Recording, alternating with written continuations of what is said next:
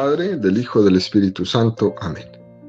Ven, Espíritu Santo, y llena los corazones de tus fieles, y enciende en ellos el fuego de tu amor. Envía tu Espíritu Creador, y se renovará la faz de la tierra. Estamos estudiando el Catecismo de la Iglesia Católica, su primera parte, la profesión de la fe. Segunda sesión, la profesión de la fe cristiana, el capítulo primero, creo en Dios Padre. En su artículo primero, creo en Dios Padre Todopoderoso, Creador del cielo y de la tierra. Estamos en el párrafo 1, creo en Dios, y dentro del párrafo, en el tercer apartado, Dios, el que es verdad y amor, donde el catecismo dedicará 8 números, del número 214 al 221, a este tema. El día de hoy vamos a profundizar en los números 215, 216 y 217 al tema que tiene como título Dios es la verdad. Número 215 del Catecismo dice: es verdad el principio de tu palabra, por siempre, todos tus justos juicios. Salmo 119. Ahora, mi Señor Dios, tú eres Dios, tus palabras son verdad. Por eso las promesas de Dios se realizan siempre. Dios es la verdad misma, sus palabras no pueden engañar. Por ello el hombre se puede entregar con toda confianza a la verdad y a la fidelidad de la palabra de Dios en todas las cosas. El comienzo del pecado y de la caída del hombre fue una mentira del tentador que indujo a dudar de la palabra de Dios, de su benevolencia y de su fidelidad. Número precioso, ¿no?, del catecismo, número 215. La primera afirmación que hacemos en este apartado es que Dios es la verdad, que es la consecuencia inmediata de las palabras que Él pues nos dirige. ¿No? Sus palabras todas son verdades. Dios no puede engañar. El engaño sería totalmente contrario a su ser. Sus promesas se realizan siempre porque su palabra es verdad. ¿Cuál es la consecuencia de esto? ¿No? Pues decir que nosotros no solo podemos confiar en Dios, sino que es que nosotros debemos confiar en Dios. Sería un pecado grave de nuestra parte desconfiar de Dios. Sería algo así como proyectar en Dios nuestras sombras. Cuando alguien desconfía de Dios, cuando a alguien le cuesta confiar en Él, le está ocurriendo, sea consciente de ello o no, lo que dice el refrán, ¿no? El ladrón piensa que todos son de su condición, por lo que proyecta en Dios sus problemas, proyecta en Dios sus heridas, proyecta en Dios su desconfianza. Algunas de ellas ocasionadas por todos los que nos fallan, ¿no? A veces nos fallan y nos fallan mucho. Hay veces uno se falla a sí mismo, ¿no? Cuando todos nos han fallado, pues uno se cierra a sí mismo, ¿no? Uno tiende a dudar de todo el mundo, de todo el que le rodea, de todo el que se acerca, ¿no? Y uno empieza a vivir una vida en desconfianza,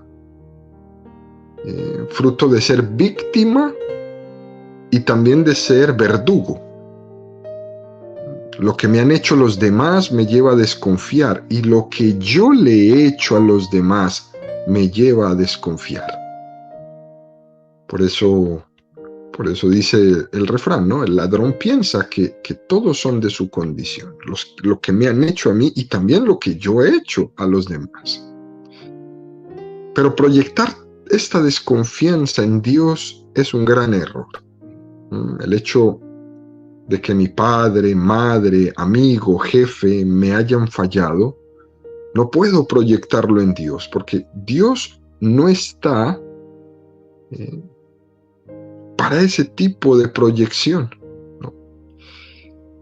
nosotros hemos sido creados a imagen y semejanza de Dios, no Dios a imagen y semejanza mío. ¿Sí? Es la contraria. Por lo tanto, tengo que empezar en mi vida a dar el paso. El paso quizás más grande que voy a tener en mi historia personal, que va a ser el paso de irme y de lanzarme en el vacío. En el vacío con la confianza que Dios me va a sostener en sus manos.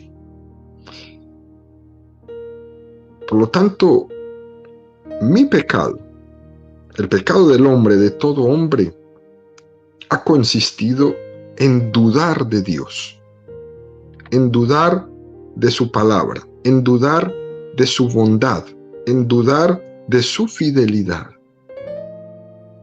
Fijémonos bien, queridos amigos, cuando uno lee el libro del Génesis, la historia del pecado original, la clave es esta, ¿no? Cuando la serpiente, Satanás, se acerca a Adán y Eva bajo este argumento, no explicitado exactamente así, ¿no? Pero sugerido de alguna manera. Es que Dios no quiere que coman de este árbol, porque sabe bien Dios que si comen de este árbol serán como dioses, serán capaces de decidir el bien o el mal. Dios no quiere que le hagan sombra, Dios no quiere tener competidores. Entonces parece que la serpiente hace ver a Dios no como el Padre, no como el garante de la felicidad del hombre. La serpiente pone a Dios como en distancia, como un ser que pone normas para que el hombre no se acerque demasiado a él, y por eso te dijo, no comas del árbol. Es que Dios te está poniendo normas para alejarte. Como si la ley estuviera puesta para proteger a Dios, ¿no? Como si fueran unos guardaespaldas, ¿no? Para que nadie se le acerque a Dios. Y entonces dicen, cuidado con comer de ese árbol. Dios no quiere que yo me acerque, por eso me pone normas. Es una sugerencia tremenda de parte de Satanás a Adán y Eva, que les va llevando a desconfiar de Dios. Mira que Dios te dijo que no comas de ese árbol, porque no quiere, porque te está frenando. Ese es el pecado original. Sembrar la desconfianza. Si nos fijamos bien, queridos amigos, nosotros hoy también vivimos en un paraíso y estamos en las mismas. Desde Adán y Eva hasta hoy estamos en las mismas. Vivimos en un paraíso. Cuando hoy día se quiere quejar, ¿no? Pues uno dice, es que la ley de Dios, es que los mandamientos, es que la iglesia, que lo que pretende es controlar a la gente, ¿no? Lo que pretende es rodearse de privilegios. Y eso no es así. Usted está desconfiando, diciendo que la iglesia aquí ha llegado a poner una serie de normas y hacer cumplir una serie de mandamientos para impedirme a mí ser feliz. No, es todo lo contrario. No hagas la misma lectura que hizo Adán y Eva con respecto a aquel árbol de la ciencia del bien y del mal. No caigas en la misma trampa. Lee diferente a lo que leyó Adán y Eva. La iglesia no tiene otra razón de ser que predicar la revelación de Dios, que predicar la ley de Dios, que la ley de Dios no es tu esclavitud, sino que es tu libertad. Pero claro, quien desconfía dice siempre lo mismo. Es que me quieren controlar. Es que me quieren decir qué hacer y a mí nadie me dice qué hacer. Y nos encontramos entonces, queridos amigos, con que lo que hacemos es repetir y repetir lo que hizo Adán y Eva. Estamos cayendo en el mismo agujero de la desconfianza. Hoy. Y también tú y yo vivimos en el paraíso. ¿Tú crees que toda la gente que ha dado su vida en la iglesia por 2000 años la ha dado por defender una mentira? Esto hay que preguntárselo también a los protestantes, ¿no? ¿Mentira de qué? ¿Tú crees que todos los que han dado su vida durante 2000 años la han dado por defender unos privilegios? ¿Privilegios de qué? Todos ellos han dado su vida para que nosotros tengamos vida, para que nosotros vivamos la vida que Dios quiere que tengamos. Aquella vida que Dios quiere entregarnos. Para eso dieron su vida los santos, los mártires. Insistimos, el pecado original consistió en la desconfianza, pensar mal. Nuestros pecados actuales suelen ir por ahí. Pocas veces, y pocas veces nosotros nos confesamos de pecar de desconfianza. Pocas veces en nuestro examen de conciencia le damos este crédito a la desconfianza, que es la raíz de mis pecados. Muchas veces solo vemos y nos quedamos en la última manifestación de mis pecados, el acto en cuanto tal. Pero pocas veces voy a la raíz de mi pecado. Y cuando le rasco tantito me voy a dar cuenta que la raíz de mi pecado es la desconfianza en Dios. Por ejemplo, 3 son los pecados principales de la humanidad, ¿no? Conforme a las 3 tentaciones que tuvo Jesucristo en el desierto. Conforme a lo que la propia historia y la espiritualidad en la iglesia ha definido como los enemigos del alma. ¿Se acuerdan los enemigos del alma? Mundo, demonio y carne. Bueno, pues 3 son los pecados principales: el materialismo, la soberbia y el hedonismo, placer. El primero, ¿no? ¿Qué es el materialismo? El materialismo es desconfiar de que Dios lo es todo para nosotros. Al materialista lo que le cuesta confiar es que Dios le va a hacer feliz. Entonces tiene que buscar en los bienes materiales lo que no confía que Dios le dé. El materialista compra todo porque desconfía que Dios le va a proveer todo. Es la historia de la parábola del hijo pródigo, que no confía en que vivir con el Padre es su heredad, es su tesoro. Vivir con el Padre, ser hijo del Padre en esa casa. Él desconfía y entonces al no confiar dice: voy a pedir la parte de mi herencia, tomo mi dinero y me voy a pasarla bien. El materialismo en el fondo lo que no cree es que Dios es tu pleno deleite, que Dios es tu heredad. Eso es lo que el materialista no cree.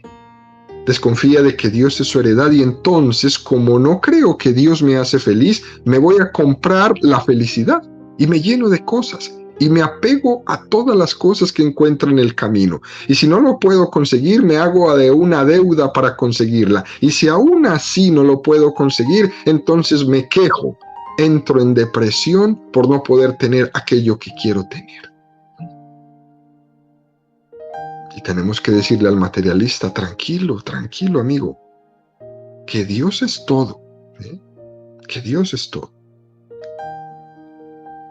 Segundo pecado es la soberbia, ¿no? ¿Qué es la soberbia?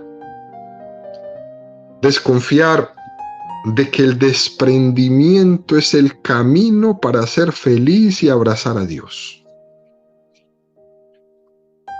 Cuando Jesús nos dice, ¿no? El que no se despoje de sí mismo. Despojarse es desnudarse. es ser pequeño. Y cuando eres pequeño, pues uno se ve como un barquito de papel en la mitad del océano, con esas olas enormes, y uno ahí es un barquito de papel. La soberbia es ponerse falsos escudos a nuestro alrededor, es el sacar el pecho, ¿no? Es el buscar falsas seguridades, es hacerme el grande, es hacerme el fuerte. La soberbia es desconfiar de las bienaventuranzas. Bienaventurados los pobres de espíritu, porque de ellos es el reino de los cielos. Bienaventurados los que lloran, porque ellos serán consolados. Bienaventurados los mansos, porque ellos heredarán la tierra. Bienaventurados los que tienen hambre y sed de justicia, porque ellos serán saciados. Bienaventurados los misericordiosos, porque ellos alcanzarán misericordia. Bienaventurados los limpios de corazón, porque ellos verán a Dios. Bienaventurados los pacíficos, porque ellos serán llamados hijos de Dios. Bienaventurados los perseguidos por la justicia, porque de ellos es el reino de los cielos. Bienaventurados cuando los persigan y cuando los injurien y cuando los calumnien por mi causa. La soberbia es desconfiar de las bienaventuranzas. Tercer pecado, el hedonismo. Desconfiar de que Dios nos ofrece una felicidad eterna. Renunciar a la felicidad verdadera para tomar una felicidad pasajera en el placer. El hedonista busca placer en el placer. El hedonismo, pues, es el que busca el gozo inmediato, ¿no? Como desconfío de que Dios es mi felicidad, entonces busco la felicidad en el placer. El hedonismo es una falsificación de la felicidad, es una mímica de la felicidad. Como no me fío de que Dios me hace feliz, yo me entrego a cualquier placer inmediato. Y la persona se entrega a sus instintos, incluso a sus instintos más bajos. Y de repente se ve atrapado, como atrapado por los tentáculos de un pulpo, ¿no? En un callejón sin salida, de la pereza, de la vanidad, de la sexualidad, del juego, de la apuesta, de las deudas, de la droga, del alcohol, etcétera, etcétera, que le hace olvidarse de sí mismo. Veamos pues, queridos amigos, ¿no? Que aquí lo que estamos intentando afirmar es que el pecado principal es la desconfianza. Es la negación de que Dios es fiel, de que Dios es tu camino de luz y de verdad. Que no debemos en nuestra vida seguir poniéndole tantas barreras. Ante quien debemos tener barreras es ante Satanás, ante el príncipe de este mundo, ante sus estrategias que nos quieren atrapar, que nos quieren meter dentro de estos tres pecados. O ser un hombre o una mujer materialista, o ser un hombre o una mujer soberbia, o ser un hombre o una mujer hedonista, ¿no? Y ahí nos tiene dando vueltas. Ante ese demonio, ante ese sí hay que poner una barrera, pero no ante Dios. Debemos entonces, queridos amigos, dar el paso, ¿no? Al abismo, ¿no? Confiar en Dios, en que su palabra es verdadera, en que Dios es bondadoso y que Dios es el principio del bien. El principio del bien. Continúa el catecismo en el número 216 y dice: la verdad de Dios es su sabiduría que rige todo el orden de la creación y del gobierno del mundo. Dios, único creador del cielo y de la tierra, es el único que puede dar el conocimiento verdadero de todas las cosas creadas en su relación con Él. Qué número más bonito. Especialmente para los que estudian, ¿no? Para los que les gusta estudiar, o a los que no les ha gustado y poco a poco les va a ir gustando. Aquí vemos en este número, pues, otro aspecto bajo el cual podemos ver que Dios es la verdad, ¿no? Todo cuanto vemos en este mundo, que nos dice que lo único que existe y es verdadero es lo que se puede tocar, es lo que se puede palpar, es lo que se puede experimentar, y que equivocadamente decimos que es lo único que existe porque lo toco. Todo eso está gobernado por la sabiduría de Dios. Todo. Y nos va a remitir el catecismo aquí al libro de la sabiduría, capítulo 13, del 1 al 9. Sí, vanos por naturaleza, todos los hombres en quienes había ignorancia de Dios, y nos fueron capaces de conocer por las cosas buenas que se ven a aquel que es. Ni atendiendo a las obras reconocieron al artífice, sino que al fuego, al viento, al aire ligero, a la bóveda estrellada, al agua impetuosa o a las lumbreras del cielo, los consideraron como dioses, señores del mundo. Que si cautivados por su belleza, los tomaron por dioses, sepan cuánto les aventaja el Señor de estos, pues fue el autor mismo de la belleza quien los creó. Y si fue su poder y eficacia los que los dejó sobrecogidos, deduzcan de ahí cuánto más poderoso es aquel que los hizo. Pues de la grandeza y hermosura de las criaturas se llega por analogía a contemplar su autor. Con todo, no merecen estos tan grave reprensión, pues tal vez caminan desorientados buscando a Dios y queriéndole hallar. Como viven entre las sombras, se esfuerzan por conocerlas y se dejan seducir por lo que ven. Tan bellas se presentan a los ojos, pero por otra parte, tampoco son estos excusables. Pues si llegaron a adquirir tanta ciencia que les capacitó para indagar el mundo, ¿cómo no llegaron primero a descubrir a su Señor? Texto precioso, queridos amigos, del libro de la sabiduría, ¿no? Un texto que viene a preguntarnos, ¿no? Pero tú que tanto sabes, tú que tanto conoces, tú que de tantas cosas hablas, tú que has visto la belleza de este mundo, tú que te has dejado cautivar por la belleza de la naturaleza, de lo que existe, que te has puesto a estudiar el universo, las estrellas, los planetas, el micromundo y la hormiga y el animalito y el que está debajo de la tierra y todos los ecosistemas. ¿Tú que te has puesto a conocer todas estas cosas y que has llegado a descubrir situaciones y modos de vivir maravillosos? ¿Cómo es que no te has dado cuenta de la grandeza del Creador? ¿Por qué te has quedado con la sombra y no has podido lograr ver a quién es el que proyecta la sombra?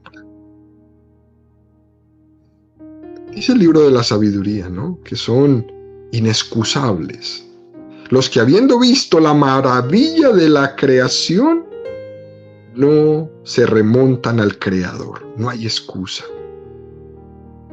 Esto, queridos amigos, es una referencia importantísima, ¿no? Porque hoy en día estamos en la cultura que idolatriza solo ciencia, ciencia, ciencia. Y los católicos no tenemos nada en contra de la ciencia, pero absolutamente nada.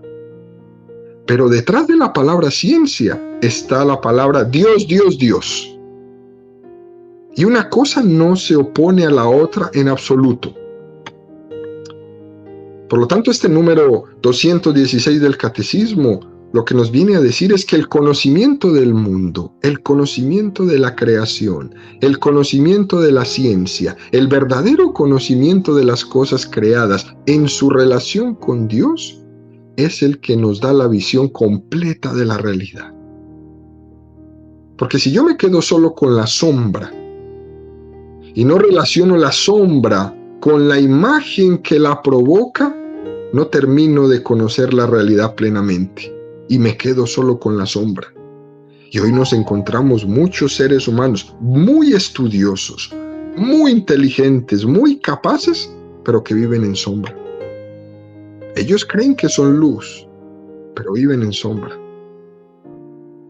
Por eso hay que decir, ¿no?, que la fe cristiana, la fe católica, afirma la autonomía de la ciencia, claro, pero conscientes de que querer, entonces nos ayuda a entender toda la realidad. No solamente por la faceta experimental científica, no solamente con esa que es importante, porque si solamente me quedo ahí, me quedo con una parte de la realidad. Y vamos a citar una famosa frase que tenía Louis Pasteur, ¿no? Decía Pasteur: un poco de ciencia aleja de Dios, pero mucha ciencia acerca a Dios. A mí es una frase que siempre me ha fascinado, ¿no? Un poco de ciencia. Aquellos que se leen un libro ya creen que lo saben todo, ¿no? Es el típico protestante, ¿no? Ahí se aprende 3 textos bíblicos y se lanza, ¿no?, a confundir católicos. Y dice, espérame, pero es que si le nombras 4 textos bíblicos ya lo pones en jaque. No sabe más. Un poco de ciencia aleja de Dios. Es el hijo tuyo que acaba de entrar a la universidad, está en el 2º semestre estudiando y le hablaron de que todo es una evolución, de que Dios no existe, de que venimos del simio, de que todo fue una explosión, etcétera, etcétera, y te llega a la casa mañana diciendo, mamá, a partir de ahora soy ateo, porque Dios no existe, todo es un devenir. Y uno se asombra, ¿no? Dice, pero espérame, tú apenas te has leído 3 libros en tu vida y ya estás diciendo que eres ateo. Un poco de ciencia aleja de Dios, pero mucha ciencia, mucha sabiduría acerca a Dios. Benedicto XVI, en un discurso que expresó a la Pontificia Academia de la Ciencia, que está compuesta de los científicos más grandes del mundo, ¿no?, les dijo lo siguiente. Dijo Benedicto XVI: Galileo vio la naturaleza como un libro cuyo autor es Dios, en la misma forma como las escrituras tienen a Dios como su autor. La naturaleza es un libro cuya historia, cuya evolución, cuya escritura y significado leemos de acuerdo a las diferentes aproximaciones de las ciencias, mientras presuponemos todo el tiempo la presencia fundacional del autor que ha querido revelarse a sí mismo en ella. La verdad científica es una participación de la verdad divina. La verdad científica, aunque tiene su autonomía, puede ayudar a la filosofía y a la teología a entender cada vez mejor al hombre y a entender mejor la revelación de Dios. Precioso este texto de Benedicto XVI. Por eso los sabios tienen que hacer una sinfonía, tienen que hacer una armonía de los distintos saberes. El saber científico, el saber filosófico, el saber teológico. Mientras que el falso sabio lo que hace es agarrarse solamente de una cosa en detrimento de las otras.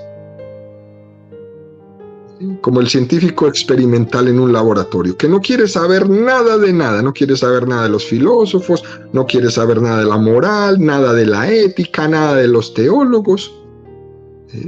Se mete en su laboratorio y solo él existe y evita las otras ciencias. A esto Santo Tomás tenía una frase que es contundente, queridos amigos. Fíjense, de Santo Tomás de Aquino les decía: temo al hombre de un solo libro. Temo al hombre de un solo libro, porque es peligroso el que ve todo solo desde un camino. Pero la verdad no es esa. La verdad es sinfónica, la verdad es armónica y tiene en Dios su origen último. Temo al hombre de un solo libro. Téngalo por ahí escrito, ¿no? Por eso dice o dijo tan magistralmente, ¿no? Benedicto XVI, la verdad científica, sea cual sea la ciencia, es una participación de la verdad divina. Es por lo tanto, queridos amigos, importante entender, ¿no? que la misión de la ciencia, y aquí nos unimos con lo que dijo el famoso Miguel de Unamuno, dice, la misión de la ciencia es catalogar el mundo para devolverlo a Dios en orden. Esto es de lo más hermoso que yo he escuchado, ¿no? La misión de la ciencia es catalogar el mundo para devolverlo a Dios en orden. Vamos a catalogar las maravillas que Dios ha creado. Vamos a catalogar la creación para ponerla en orden, para devolvérsela a Dios en orden. Pero lo que está muy claro, queridos amigos, es que la ciencia sin humanismo es coja. El humanismo sin religión es manco. No podemos pretender una ciencia sin humanismo, ni un humanismo sin religión, ni una religión sin humanismo, ni una religión sin ciencia. Todos ellos tienen que estar conjugados. Ahora bien, lo que tiene que estar claro es lo que redime al hombre, que no es la ciencia, que lo que redime al hombre verdaderamente es el amor, es la revelación de Dios. Y esto no quiere decir, vuelvo y digo, que estemos contra la ciencia, sino que la verdadera ciencia tiene que estar completamente abierta a la revelación. Por eso volvemos a insistir en este número 216. Él es el único que puede dar el conocimiento verdadero de todas las cosas creadas en su relación con Él. Y nos hace referencia a otro pedazo del libro de la sabiduría que dice, fue Él el quien me concedió un conocimiento verdadero de los seres, para conocer la estructura del mundo y la actividad de los elementos, el principio, el fin y el medio de los tiempos, los cambios de los solsticios y la sucesión de las estaciones, los ciclos del año y la posición de las estrellas, la naturaleza de los animales y los instintos de las fieras, el poder de los espíritus y los pensamientos de los hombres, las variedades de las plantas y las virtudes de las raíces, cuanto está oculto y cuanto se ve, todo lo conocí, porque el artífice de todo, la sabiduría, me lo enseñó. Hermoso texto, ¿eh? La sabiduría de Dios me enseñó los secretos de la naturaleza. Y concluimos con el número 217 del Catecismo que dice, Dios es también verdadero cuando se revela. La enseñanza que viene de Dios es una ley de verdad. Cuando envíe su Hijo al mundo, será para dar testimonio de la verdad. Sabemos que el Hijo de Dios ha venido y nos ha dado inteligencia para que conozcamos al verdadero. Número muy lindo, ¿no? La primera afirmación que nos dice que Dios es también verdadero cuando se revela. Y nos lleva a hacer una distinción de la palabra revelación. Hay una revelación en sentido estricto y hay una revelación en sentido amplio de la palabra. Fijémonos, en sentido amplio de la palabra podemos decir que toda verdad es una revelación de Dios. Esto es en sentido amplio, ¿no? Que toda verdad es una revelación de Dios. Santo Tomás de Aquino decía: toda verdad, venga de quien venga, es obra del Espíritu Santo, ¿no? La verdad científica es una revelación de Dios. Los consejos que nos dan nuestros padres son una revelación de Dios. La belleza de la creación es una revelación de Dios. Por eso decimos, ¿no? En sentido amplio de la palabra, toda verdad es revelación de Dios. Todo aquello que nos lleve a conocer la verdad, detrás de ello está el verdadero, que es Dios. Pero en sentido estricto, podemos decir que la palabra revelación no significa la creación, sino que significa la acción sobrenatural de Dios, que después de haber creado el mundo y habiendo visto que nosotros pecamos, que le dimos la espalda, Dios entró en contacto con nosotros. Dios salió a nuestro encuentro a través de los profetas, a través del pueblo de Israel, y después envió a su Hijo al mundo como revelación del designio del Padre. Por lo tanto, en el sentido estricto de la palabra, revelación no significa todo aquello que nos evoca a Dios, no, sino que significa la acción de Dios por la que Él ha venido a hablarnos, ha venido a mostrarse, más allá de la creación. No solo ha creado la naturaleza y la sostiene, no solo sostiene todo lo que ha creado, sino que ha venido a hablarme, ha venido a hablar. La revelación, queridos amigos, es por lo tanto un conocimiento superior con respecto al resto de los conocimientos que tenemos. La revelación es el conocimiento en mayúscula, nunca opuesta a los otros conocimientos, pero sí superior. Y lo único que va a superar la revelación, queridos amigos, será la visión beatífica en el cielo, cuando tú y yo veamos cara a cara a Dios tal cual es. Eso será lo único que va a superar la revelación.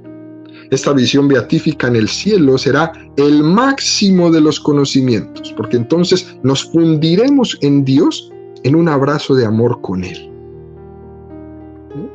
Termina este número 217 citando dos textos, ¿no? El primero tomado de la primera carta de San Juan, capítulo 5, versículo 20. Sabemos que el Hijo de Dios ha venido y nos ha dado inteligencia para que conozcamos al verdadero. Es precioso, precioso ver aquí como nos dice San Juan, Dios es el verdadero. ¿Quién es Dios? El verdadero.